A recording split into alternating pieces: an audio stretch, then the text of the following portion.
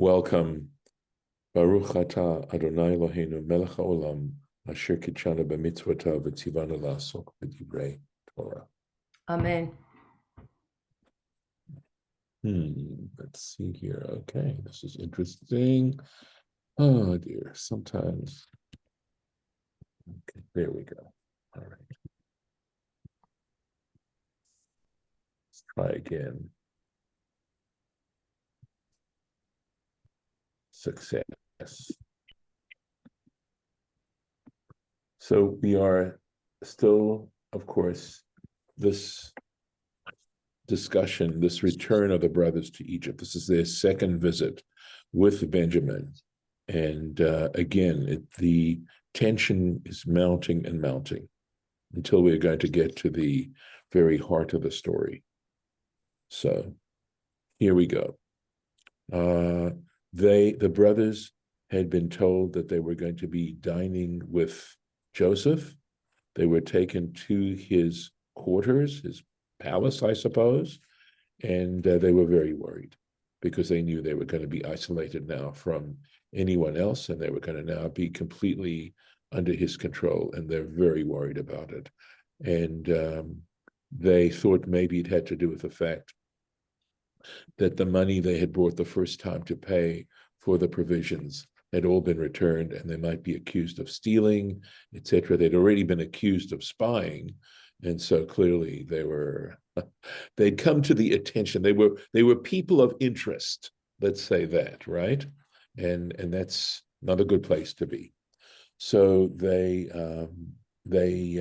tell the administrator or the person, the servant who's bringing them into Joseph's palace, that it was a mistake, that they have more money, that they brought additional money, and we'll see what he says. This is his response. Vayomer shalom lachem. He says, no problem, right? You're okay. You're in good shape. Al tira'u, you should not fear. Do not be afraid. Do not be alarmed. Elohechem ve'Elohei avichem, your God and the God of your fathers, which is interesting, right? Natan lachem matmon, has given you treasure ba'amtechotechem, in your sacks. Kaspechem ba'elai, your money came to me.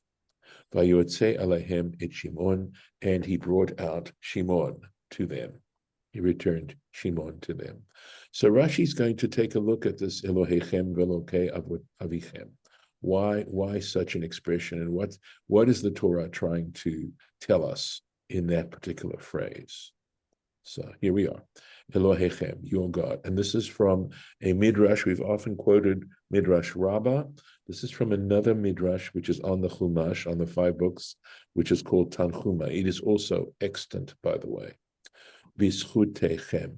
So he says, your God, meaning, and because it's Elohim, remember that's got to do with divine justice.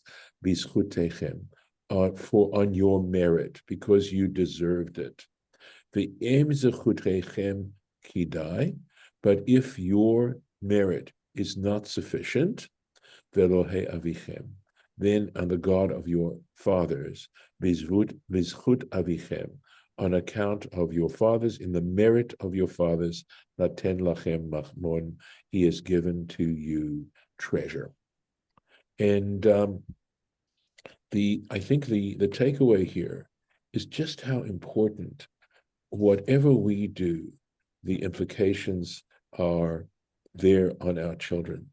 That if we, or our descendants, or those who are influenced by us, our students, at any rate, that our lives are so interconnected. And of course, my sense of a modernity is the importance of individualism, that part of our modernistic way of looking at life is how important we have become to look at ourselves as individuals. And here we're being told that what we do has tremendous influence on the lives of others, in a universalistic kind of way as well, and how we have additional reason and motivation to try to live lives of righteousness, because that righteousness doesn't just benefit ourselves, it benefits anyone who comes into our sphere, and certainly for sure our relatives and our family and our children. So and of course, there are many implications of this. And so there's also another element too, and that is the fact that we can go all the way back to our ancestors, to Abraham, Isaac, and Jacob, and their families, and the kinds of lives that they lived. So, Vayaveh ha'ish ha'anashim beita Yosef, and the man brought the men into the house of Joseph. Vayiten mayim, and he gave water. He provided water. Vayirchatzu raglehem, and they washed their feet. Vayiten mispo lachamorehem, and he gave fodder to their donkeys. So there's a little bit of an echo of what Rebecca did for Eliezer and the camels, just a concern for their animals as well, not just them, but their animals as well. Just a lovely little detail there. Here we are. So, vayave, right? He brought, it's a causative form of the verb ha'ish. The man brought. So he says, hava'a achar hava'a. He said, Rashi is saying that this particular verb is mentioned twice. And actually, if you go back, we're going to look at this right now, right? So we've got vayave ha'ish, et ha'anashim, beita Yosef. The man brought the men, that is the brothers, of course, into the house of Joseph. And let's go back now to verse 17, and we'll see that we have exactly that phrase, right? Vayave ha'ish et ha'anashim beita Yosef. There it is. And Rashi's picking up on the fact that he brought them and he brought them, right? It's mentioned twice. And he's picking up on that. And let's take a look. So that's the hava'a achar hava'a, bringing after bringing. And this is the comment. The fi shahayu dochafim oto. And the reason is that initially the brothers were pushing him. Lidchof means to sort of hustle and push, and Safaria translates dochafim as hustling him. But lidchof means to push, right?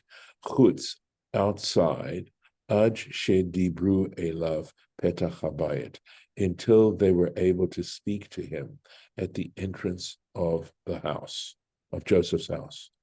Umisha amar lahem shalom lachem. In other words, they were just so concerned that this was happening to them, that they kept pushing at him, telling him, not necessarily negatively, I would say, but just you see how important it was for them to tell him about the money and all that, and try to explain what was going on. So, and then he finally said, Shalom lachem, you're okay, no problem. Nimshachu, they then ba'uva'u acharav, they simply followed, they came together and followed him. So that was the second hava'ah. Vayachinu et hamincha, the brothers understood, prepared the gift, ad bo Yosef bat Zohorayim, until Joseph came at noon. Ki shamu, because they had heard, ki sham yochlu lechem, because that they would eat bread. In other words, that they would partake of a meal there at noon and with him. Let's take a look here. Vayachinu. So what do we mean they prepared, right? Izminu, right? So they brought it together. Itruhu, literally it means they crowned it. But here in this context, it means they made it look attractive, like presentation. Bekelim na'im, in lovely vessels, right? Plates and things. So they adorned it, they made it look, when they brought the food, they wanted it to look attractive. And of course, we know how important presentation is with regards to food. But again, just so the takeaway really is how important it was for them to want to make it appetizing and something that he would find, that Joseph would find a lovely thing. And of course, again, presentation has a lot to do with how much you care and how much you respect the person you're presenting this to.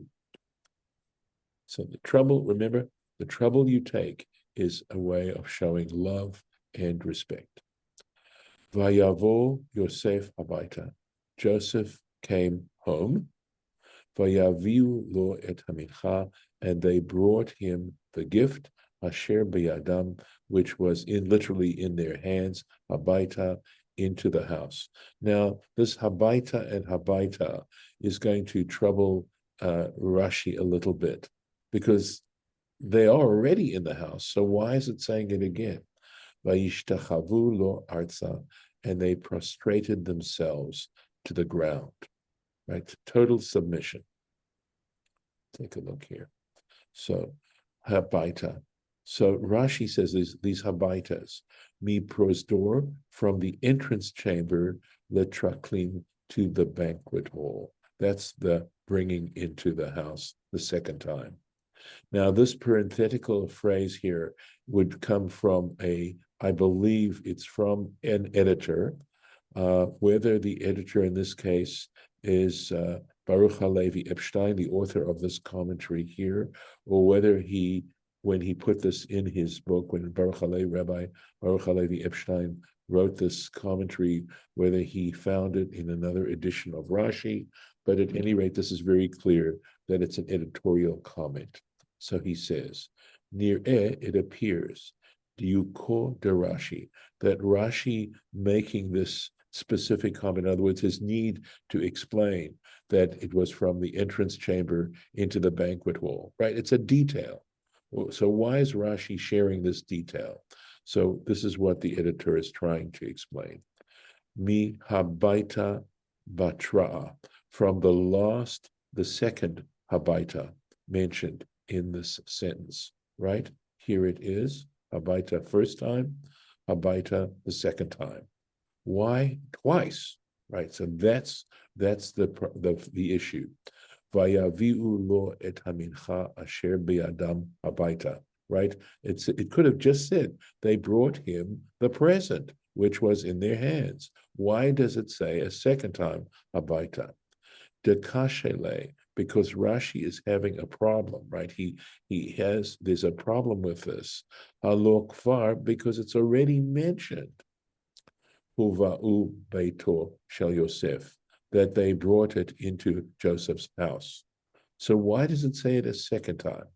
Ella al korkacha, but he says a fortiori, you are forced to say, tzarich lomar, one has to say, mi prosdor letraklim, to say that what this verse is trying to do is give us a detail as to their waiting outside the banquet hall for him to arrive and taking the food then into the banquet hall.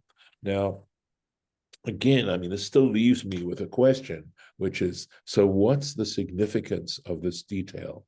And for the time being, I have to just leave it as a question out there and hope that at some point or another, I will understand better what this is trying to say. Having said that, I will tell you that there is a parallel passage in Pirkei Avot, which talks about the purpose of this life in which we are currently living. And it makes the comparison of preparing ourselves, that life here is a preparation for immortality. And basically it says in this passage in Pirkei Avot, it uses the same kind of phraseology by saying that this life can be compared to a prosdor, that we should see this life as an antechamber. And it says in Pirkei Avot, it says, prepare yourself in the antechamber that you may enter the banquet hall. So the next life after death, is in Pirkei Avot, is compared to a banquet hall. And just as when you go to a formal banquet, you want to take some care in preparing yourself to go into this, dressing yourself nicely, making sure that you're clean, etc. Those can all be translated into spiritual values, that we are careful in this life to see that whatever enjoyment and pleasure we have is just very, very brief, and that the real purpose here is to prepare ourselves. And whether or not there's any suggestion of the parallel here, because what's going to happen is that just as our lives, in a sense, are resolved in the next life, that at the point of death, there's an accountability for the way in which we lived our lives currently. And based on that accountability, we face whatever consequences will be in the next world. Likewise, in this particular story, everything's going to start getting resolved in the next stage. The whole issue, as you'll see, it'll be left as a question mark. It's going to come to a crisis, but that crisis will be resolved next week. So we're left hanging with this particular parsha at the end of this particular parsha. So that's a possibility, that there's some sort of parallel there. And that's what's being suggested in the language that's being used and the detail of that language. So let's see where we are. Vayish'al lahem l'shalom, and he inquired of their welfare. He asked them how they're doing. Vayomer hashalom, and he goes on to say, hashalom avichem hazaken, is your elderly father okay? How is he doing? Asher amarta, asher amartem, which you mentioned, right? This elderly father that you mentioned. Ha'odenu chai, is he still alive? And of course, the brothers are going to understand this simply as, etiquette, decent behavior, the kind of way in which people should behave. But on the other hand, if you look at it from Joseph's point of view, he has it's a very serious question for him. And it's more than just simply showing politeness. Let me see. Okay. Vayomru shalom la'avdecha, and they said, shalom la'avdecha, your servant is fine. He's okay. La'avinu, to our father. Odenu chai, he is still alive. Vayikdu, and they bowed their heads. Rashi explains this term kida. Vayishtachavu, and they then prostrated themselves before him. So clearly, total submission here going on. And of course, think back to those dreams that Joseph had so much earlier on, and look at all that has happened to bring them to this point, and how amazing it is. And I want to mention again, we don't read specifically God's intervening here. We basically read about these, I think, fascinating events that take place to get them to this point. Rashi's going to talk about Kida, Vayikdu Vayishtachavu, right? They bowed their heads. Al She'elat Shalom. That was when he asked them about how they were faring. They bowed their heads in responding to that. Kida kfifat kod. He says the term kida is the bowing of your head. Hishtachava'ah, on the other hand, this term hishtachava'ah refers to mishtateach la'aretz, that you take yourself, you bow down to the earth.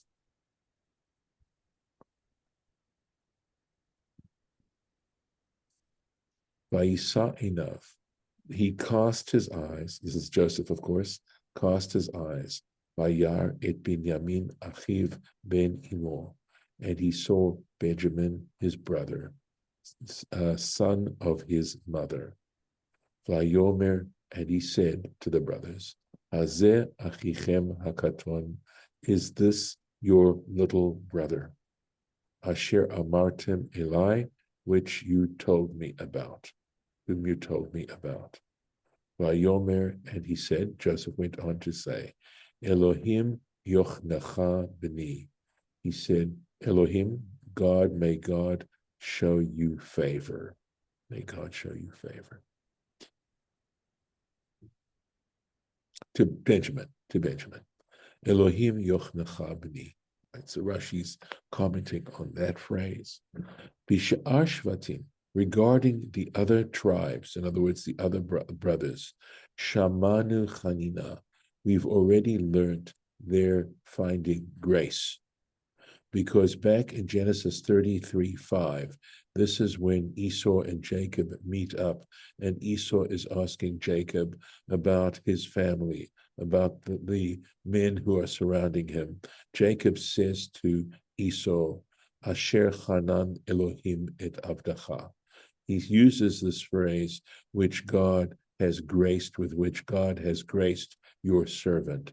So there is grace referred to, there's some reference to grace with regards to the other brothers. Uvinyamin, but with regard to Benjamin, Adain lo nolad, he had not been born yet.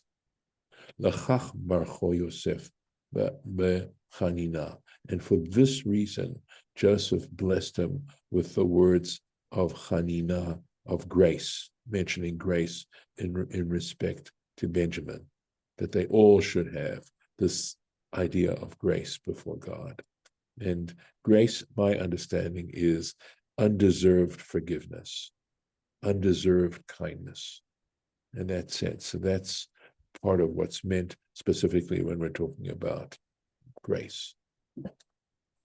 And just going on a little bit more, Vayimaher Yosef, and Joseph hurried up, Ki nichbaru rachamav, because he was moved to compassion, El Achiv, regarding his brother. He was overcome, in other words, with a sense of compassion for his brother. You can imagine all this stuff, all this history that he's gone through inside of himself, keeping this all bottled up inside, and now it's just coming and bubbling out. Vayivakesh livkot, and he wanted to cry. He had a need to cry at that point. Of course, just being so moved. Vayavo achadra, and so he went into a room, literally it's the room, but he went into another room, Vayev Shama, and there he wept. So he didn't want to reveal his identity to his brothers as yet, because I would imagine he is not totally, he's in a position where he doesn't completely trust them. He doesn't know all their feelings, and he doesn't know if they would do exactly the same thing again, or if they really feel badly about what they did. And this explains his behavior towards them and why he did what he did. I am going to stop here and save this, please God, for next time. And keep you hanging a little bit.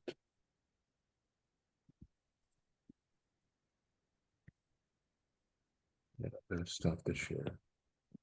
And if any of you have any thoughts or comments, I welcome them. Okay.